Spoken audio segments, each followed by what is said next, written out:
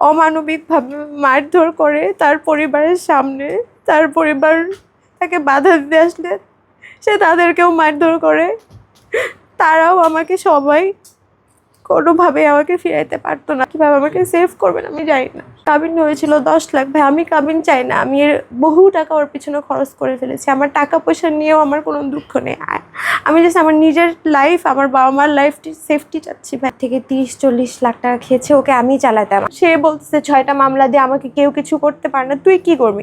লালা তোর থেকে অনেক পাওয়ারফুল, তুই কি, তোর কি আছে? তোর কোনো যোগ্যতা নাই, তুই আমাকে কিছুই করতে পারবি না। সো আমি জানি না আসলে আপনারা আমাকে কতটুকু সেফটি দিতে পারবেন বা আমি কিভাবে সারভাইভ করবো। ভাই আমি জানি না। আমার এখনো তার সাথে ডিভোর্স হয়নি। তার হুমকি দামকি মারামারির জন্য আমি এখন পর্যন্ত ডিভোর্স দিতে পারতেছি না। আমার 14ই ফেব্রুয়ারিতে আমরা বিয়ে করি। আমাদের একটি প্রেমের সম্পর্ক ছিল, ওইটা থেকে আমরা বিয়ে করি। আমি আমার পরিবার থেকে আলাদা হয়ে বন্ধু বান্ধব সবাই আমাকে এই সম্পর্কের বিরোধে যায়, কিন্তু আমি সবার বিরোধে গিয়ে প্রিন্স মামুনকে বিয়ে করি।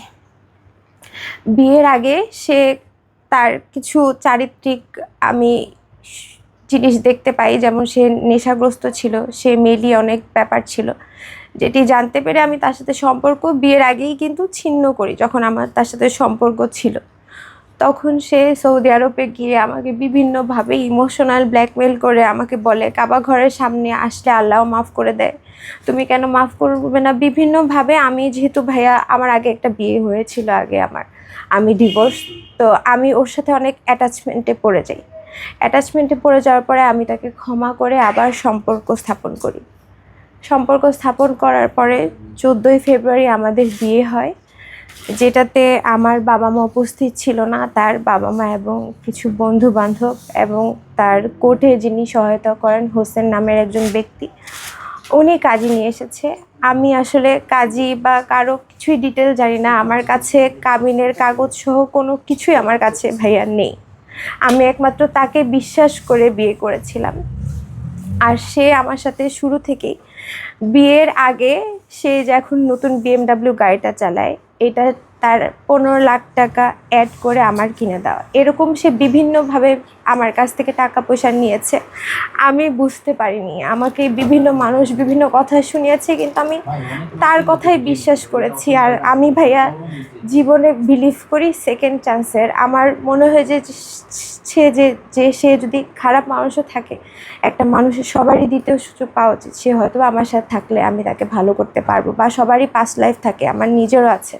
আমি ভেবেছি যে হয়তো বা তার সাথে আমার জীবনটা আমি ঠিক করতে পারবো। সে ছোট মানুষ ছিল, হয়তো বা ভুল করেছে, সে বুঝতে পারেনি তার জীবনে একটা ভুল হয়েছে, কিন্তু আমাকে সে বিভিন্নভাবে ম্যানিপুলেট করে রাখতো। আমি তার ম্যানিপুলেশনের শিকার হয়েছি।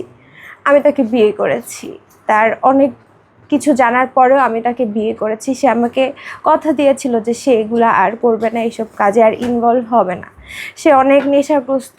সে যখন আপনারা দেখবেন যখন সে সৌদিতে গেছে, তখনও তার শরীর স্বাস্থ্য কোনো কিছুই আগের মতো নাই। সে এখন মানুষকে সিম্প্যাথি নেয় যে আমার সাথে ঝগড়া করে, আমার সাথে করে তার শরীর স্বাস্থ্য, সে এখন নেশাগ্রস্ত হয়েছে। কিন্তু সে সৌদিতে যাওয়ার আগ মুহূর্তেই সে বিভিন্নভাবে নেশা করতো। আমি এটা জানতে পেরেই, বিভিন্ন মেয়ে সংক্রান্ত কাহিনী ছিল, আমি এগুলো জানতে পেরে তার সাথে সম্পর্ক শেষ করে দিয়েছিলাম। যাই হোক, সবার ঊর্ধ্বে গিয়ে আমি যখন তাকে বিয়ে করি, বিয়ের 4 দিনের মাথায় সে আমাকে ফিজিক্যাল অ্যাসল্ট করে। ভাইয়া আমাকে সে 4 দিন থেকেই অমানবিকভাবে মারধর করে তার পরিবারের সামনে। তার পরিবার তাকে বাধা দিতে আসলে সে তাদেরকেও মারধর করে। তারাও আমাকে সবাই কোনোভাবে আমাকে ফিরাইতে পারতো না। তার বাসায় যখন মানুষ আসতো, তারা সবাই সাক্ষী, সবাই দেখেছে। তার বন্ধু বান্ধব, হেলাল, নিশাদ ভাই, সাইমন, রাহি, বিভিন্ন মানুষ আমাকে বিভিন্নভাবে আমাকে ফেরানোর চেষ্টা করতো। তারই এক বন্ধু সাইমন আর রাহি, তার বন্ধুর ওয়াইফের বাসায় আমি যখন অনেক সময় মায়ের খেয়ে সহ্য না করতে পারতাম, আমি ওদের বাসায় চলে যেতাম। মামুন আবার ওখান থেকে আমাকে ইমোশনাল বলতো আমি সুইসাইড করব, ব্ল্যাকমেল করে করে আমাকে নিয়ে আসতো। ভাইয়া এখন পর্যন্ত সে সুইসাইডাল ব্ল্যাকমেল করে। সে একটা এডিক্টেড মানুষ। আমি জানি না সে কি করবে, সে কিভাবে আমাকে, তার কোনো ঠিক ঠিকানা নাই। আমার বাসায় কোনো সেফটি নাই। এখন আমি বাসায় আছি, কালকে আমার এক বান্ধবীর মোবাইল সে ছিনতাই করে রীতিমতো আমার বাসা থেকে ডাকাতি করে সে নিয়ে গিয়েছে। আমি বাসায় ছিলাম না, আমার এক খালাতো বোন আর তার একটা ছোট বাচ্চা আর একটা কাজের মেয়েকে বাসায় রেখে আমি আমার বান্ধবীকে নিয়ে নিচে গেছি। আমার মা গেছে ময়মনসিং, আমার হোম টাউন ময়মনসিং। ওখানে আমার মা আমার বাবাকে আনতে গেছে, আমার বাবা হসপিটালে এখনো। আমার বাবাকে আনতে গেছে জাস্ট 2 দিনের জন্য। আমি জানি না সে সামহাও খবর পেয়েছে, সে এই বাসাও লোকেট করেছে। সে এখানে ঢুকে আমার বান্ধবীর ফোন নিয়ে টাকা পয়সা নিয়ে সে চলে গেছে। আমার তাতে কোনো দুঃখ নেই ভাইয়া, সে আমার কাছ থেকে এমনি অনেক টাকা পয়সা খেয়েছে। আমি জাস্ট এখন নিজে সেভ হতে চাই, আমি বাঁচতে চাই। আর আমি চাই না যে আমার মতো আরেকটা নেক্সট কেউ আবার সে তার ফান্দে পড়ুক। সে তার কোনো ইনকাম সোর্স নেই, আপনারা জিজ্ঞেস করেন তার কিন্তু কোনো ইনকাম সোর্স নেই। সে চলে কীভাবে? সে এইভাবে মানুষকে পটায়, প্রতারণা করে, মানুষকে টাইম দেয়, ব্ল্যাকমেল করে, একটা মানুষ করে ধরে, এভাবে সে চলে। যারা মিডিয়ার সামনে আসতেছে তাদেরটা জাস্ট মানুষ জানতেছে, এরকম বহু মানুষ মিডিয়ার সামনে আসে না। বহু মানুষের চিন্তা থাকে যে সে আরেকটা বিয়ে করবে, পরবর্তীতে সে মিডিয়ার সামনে আসবে না। মিডিয়া ফেস করার সাহস সবার থাকে না, আমার নিজেরও ছিল না। বাট আমি যখন চিন্তা করলাম যে আমার মতো আরেকটা মানুষকে সে এইভাবে প্রতারণার ফাঁদে ফেলবে, এরকম করবে, তখন আমি চিন্তা করলাম না, I have to face it, I have to face media. না হলে সে আর আমি জানি না ভাই আপনারা যাওয়ার পর আমি খুন হয়ে যাবো কিনা, কারণ সে বলতেছে 6টা মামলা দিয়ে আমাকে কেউ কিছু করতে পারে না। তুই কি করবি?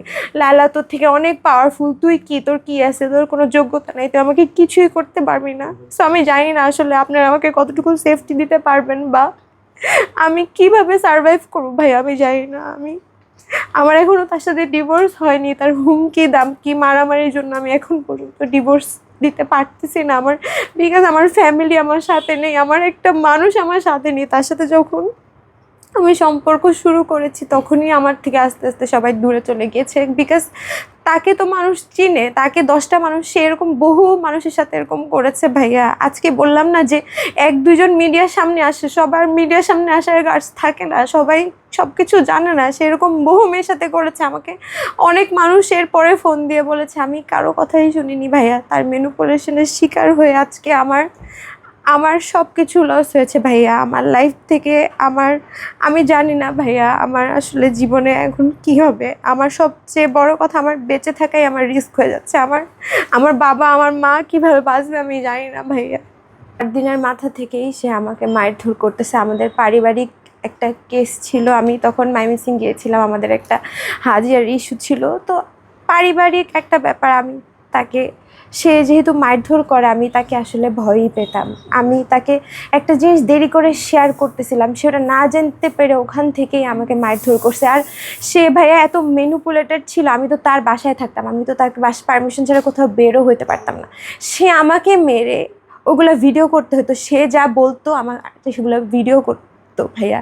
আমার তার কথা মতো সব কিছু বলতে হতো, না হলে সে আমাকে আমি বাহির বেরোতে পারতাম না। কারণ আমি তো জানি না যে মারলে ওই মুহূর্তে মেডিকেল করে মামলা হয়, আমি তো এগুলো জানি না। সে তো এগুলো শিখে রাখছে, তার তো 10টা মামলা আছে, আমি তো এগুলো জানি না। আমি তো কখনো মামলার প্ল্যানিংও করি নাই আমি আমার লাইফে, কারণ আমি মামলা করি নাই বা আমার কখনো কোনো কিছু ছিল না।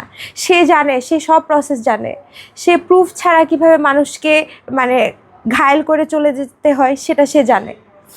অ্যারাউন্ড ও আমার থেকে 30-40 লাখ টাকা খেয়েছে। ওকে আমি চালাতাম। আমাদের যে রূপায়ণ লেক কেসেলে থাকতাম, আমি, ওর মা, ওর বাবা, ওর বোন, ওর ভাই, ওর কাজের মেয়ে সহ, সেটা আমি সব কিছু বিয়ের করতাম। ইভেন আমি কিন্তু 1 বছর যাবৎ কোনো কাজ করি না ভাইয়া। আই ওয়াজ আ মডেল, আমি মডেলিং করতাম, আমার একটা পরিচয় ছিল, কিন্তু আমি 1 বছর যাবৎ কোনো কাজ করি না। আমি আমার FDR এর টাকা ভেঙে আমি ওর ফ্যামিলি রান করছি। ওর কিন্তু কোনো ইনকাম নেই। ও টিকটকে লাইভ করে বিভিন্ন মহিলাদের সাথে। এখন হাবিবতি নামের একটা মহিলার সাথে, আপনারা হয়তো বা আমি জানি না দেখবেন কিনা, ওই মহিলাকে নিয়েও আরও আমার ঝামেলা শুরু হয়েছে ওর আর আমার মধ্যে। ওই মহিলা আমাকে ফোন দিয়ে গালি আছে, আমি তার ওয়াইফ।